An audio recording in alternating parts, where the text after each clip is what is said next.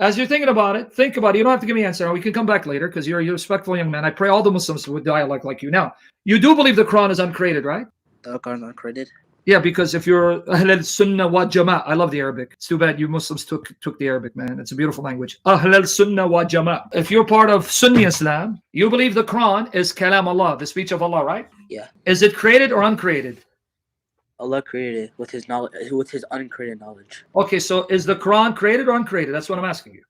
The Quran is created from Allah. Astaghfirullah, astaghfirullah. A'udhu billahi min Muhammad. I know. I know what you're gonna say. I know exactly what you're gonna say. No, I have the statements from your scholars of Ahl al-Sunnah wa Jama', like the creed of At-Tahawi. The Quran is uncreated. The creed of At-Tahawi and others, not just him, even in a hadith by Abu Dawood, the Quran is uncreated. Ahmad ibn Hanbal, the Quran is uncreated. And even modern scholars of Sunni, Hamza Yusuf, the Quran is uncreated. You want me to play clips from these? All right, sure, let's go with that. I don't think Okay, so you believe that? Because now you're telling me you believe that, and then now you're saying, no, it's created. Stuck for Allah gets stuck. I know what you're gonna say, but sure, let's just roll with it. Okay, no, you don't know what I'm gonna say. Because if the Quran is uncreated, that means Surah Al-Fatiha has no beginning, right? Sure. Now, can you recite Surah Al-Fatiha and then translate it for us? أعوذ بالله من الشيطان الرجيم بسم الله الرحمن الرحيم الحمد لله رب العالمين الرحمن الرحيم مالك يوم الدين إياك نعبد وإياك نستعين اهدنا الصراط المستقيم صراط الذين أنعمت عليهم غير المغضوب عليهم ولا الضالين. Okay, translate. In the name of Allah, the most compassionate, the most merciful. All praises for Allah, the Lord of the worlds, the most compassionate, the most merciful, Master of the Day of Judgment. You alone we seek, and you alone we ask help. Guide us to the straight path, the path for those who you have blessed, not those who you are displeased with, nor those who are astray. Okay, now, this surah, because it's Quran, it's uncreated, right? Yes. So I want everyone to know I'm not misrepresenting the position of Ahl al-Sunnah wa Jama'. It's uncreated. So this is a prayer, right? Yes. No, and this prayer has always existed, right? It's not our prayers. It's partly a dua and praising Allah. Okay, what is dua if it's not prayer? When you make dua, are you not praying? You get sure. So it's a prayer because you're making dua, supplication, and you're also praising. Yeah. That's what prayer is. So it's a prayer. Anyway, so this prayer has always existed. It has no beginning. And it's the speech of Allah, right? So this is Allah's speech, Allah speaking, right? Mm-hmm. So are you telling me that before creation, Allah is praying this prayer? And if so, to who? Allah revealed these words. It doesn't mean He said that. No, but before creation, this prayer has always been part of His speech. This is Allah's speech, Allah speaking speech. So before creation, before He revealed this prayer has always existed. If it always existed, who's been praying it? What? This has to be a fallacy because. Let me ask you a question. It has to be what? Fallacy. Why is it a fallacy if it's a speech? Unless it's human speech. So you're saying Surah Al-Fatiha is not Allah's speech, it's human speech. Is the Bible?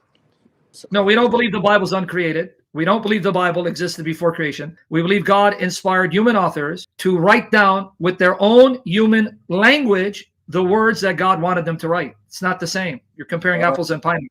I thought Jesus came down and He preached. Jesus is not the Bible. Jesus is the eternal word who became flesh. Yes, Jesus is the eternal word. He's the uncreated word who became human, but He's not the Bible. So we're talking about the Quran. So is the Quran like Jesus or the Quran's like the Bible? Which is it? The Quran is uncreated, yes. But so we believe Jesus is the uncreated word. So you're saying the Quran is like Jesus, right? To an extent, sure. The Quran is not a living thing. No, it is a living being because according to the hadiths of your prophet, the Quran is going to come and speak to Allah and make intercession. Shifah. That's in Muslim and other sources. Surah Al-Baqarah and Surah Al-Imran will come as birds, argue with Allah to intercede for those that recited them. It is a living being. That's what your prophet taught. So what are you trying to get at? I mean, do you want me to show you the hadith or you take my word? I can show it to you. I'll take your word, but I'm saying what are you trying to get at? You said the Quran is not a living being. Yes, it is. Okay. What are you trying to get at? Now we change subject, but come back to the prayer. So you believe Allah prays? No. Because then who is praying Surah Al-Fatiha? Allah revealed it. Is by- Surah Al-Fatiha the speech of Allah? Yes. Is every word of the Quran Allah's speech? Yes. Is every ayah of Surah Al-Fatiha Allah's speech? Yes. That means you just admit Allah is speaking that prayer. It's Him praying it. Can you show me a hadith that said that Allah recited the Quran? I can show you, yeah, Allah did recite the Quran. Yes, thank you for asking. Here, let me show it to you, right? So can you read it? And I'm going to give you another one. I'm going to give you two of the same hadith. Abu Hurairah reports God's messenger as saying 8,000 years before creating the heaven and the earth. How many years before? 1,000 years. 1,000 years. 8,000 years. Okay, 1,000 years before the heavens and earth were created, what did Allah do? God recited Taha. Yes. What did your God recite? Taha.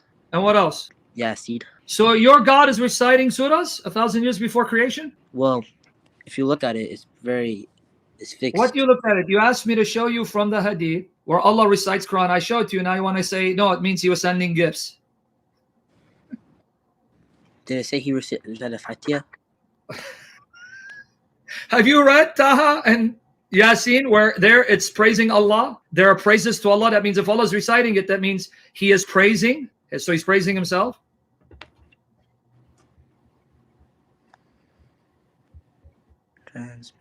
Okay, I like you. No, I like you because the way you could answer, like, hey, well, doesn't say Surah Al-Fatiha, so I got you. Ha ha ha. Here it is. Abu Hurairah reported God's messenger as saying, 1,000 years before creating the heavens and the earth, God recited Taha and Yasin, and when the angels heard the recitation, they said, happy are a people to whom this comes down. Happy are the minds which carry this, and happy are the tongues which utter this. Now, the hadith says 1,000 years before creating what? The earth and the other way. So now, before the heavens and earth. Now, can I ask you a question? If Allah is reciting Taha and Yasin 1,000 years before the heavens and the earth, how in the world do you have angels there hearing the recitation before the heavens and the earth were made? So angels are not part of creation? Wait, angels are created by Allah's uncreated. But it says 1,000 years before the creation of the heavens and the earth, Allah recited Taha and Yasin, and the angels heard it and said, wow, happy are those who received this recitation. How could angels have been there hearing Allah recite 1,000 years before the creation of the heavens and the earth? Do you know Angel Jibril is the first word? It's the first creation. It can be the first or last or the middle. I want to know, how do you have angels hearing Allah recite Taha and Yasin 1,000 years before the heavens and earth were created, when the angels are part of the creation of the heavens?